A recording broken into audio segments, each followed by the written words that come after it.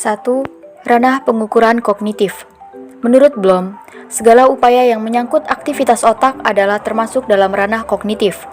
Dalam ranah kognitif, itu terdapat 6 aspek atau jenjang proses berpikir, mulai dari jenjang terendah sampai dengan jenjang yang paling tinggi. Keenam jenjang atau aspek yang dimaksud adalah: 1. Pengetahuan, hafalan, ingatan, atau knowledge adalah kemampuan seseorang untuk mengingat-ingat kembali atau recall atau mengenali kembali tentang nama, istilah, ide, rumus-rumus, dan sebagainya tanpa mengharapkan kemampuan untuk menggunakannya. Yang kedua yaitu pemahaman atau comprehension adalah kemampuan seseorang untuk mengerti atau memahami sesuatu setelah sesuatu itu diketahui dan diingat. 3. Penerapan atau application, yaitu kesanggupan seseorang untuk menerapkan atau menggunakan ide-ide umum, tata cara ataupun metode, prinsip, rumus, teori, dan sebagainya dalam situasi yang baru dan konkret. 4. Analisis, yaitu kemampuan seseorang untuk merinci atau menguraikan suatu bahan atau keadaan menurut bagian-bagian yang lebih kecil dan mampu memahami hubungan di antara bagian-bagian atau faktor-faktor yang satu dengan faktor-faktor lainnya. 4. Sintesis, yaitu adalah kemampuan berpikir yang merupakan kebaikan dari proses berpikir analisis. Lalu yang keenam ada penilaian, penghargaan, evaluasi. Penilaian atau evaluasi di sini merupakan kemampuan seseorang untuk membuat pertimbangan terhadap suatu kondisi, nilai, atau ide. Ranah pengukuran afektif. Ranah afektif adalah ranah yang berkaitan dengan sikap dan nilai. Ranah afektif mencakup watak perilaku seperti perasaan, minat, sikap, emosi, dan nilai. Tipe hasil belajar afektif tampak pada siswa dalam berbagai tingkah laku, seperti perhatiannya terhadap pelajaran, disiplin, motivasi belajar, menghargai guru dan teman sekelas, kebiasaan belajar, dan hubungan sosial.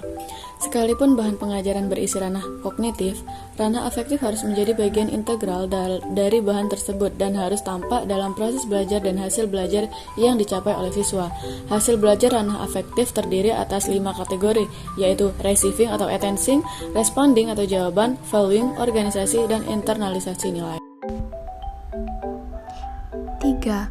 Ranah pengukuran psikomotorik. Ranah psikomotor berhubungan dengan hasil belajar yang pencapaiannya melalui keterampilan manipulasi yang melibatkan otot dan kekuatan fisik.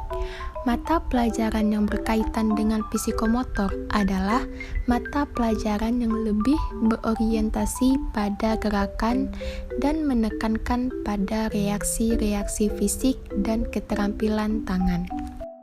Menurut Antonio Jetnico tahun 1994, untuk mengukur gerak motorik ada 2 pendekatan, yaitu yang pertama, pengamatan dan pengukuran pada saat proses berlangsung. Yang kedua, pengamatan dan pengukuran pada hasil dari gerak motorik.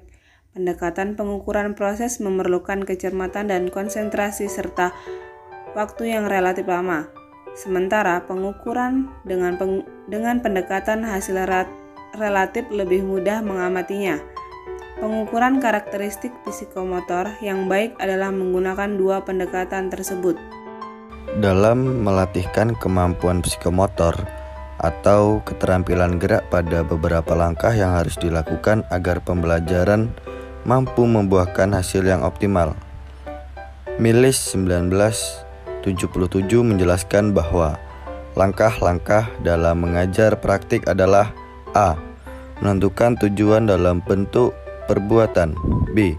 Menganalisa keterampilan secara rinci dan berurutan. C.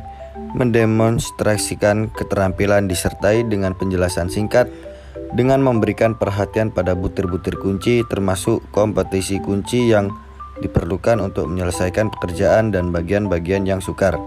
D. Memberikan kesempatan kepada peserta didik untuk mencoba melakukan praktik dan pengawasan dan bimbingan. E. Memberikan penilaian terhadap usaha peserta didik.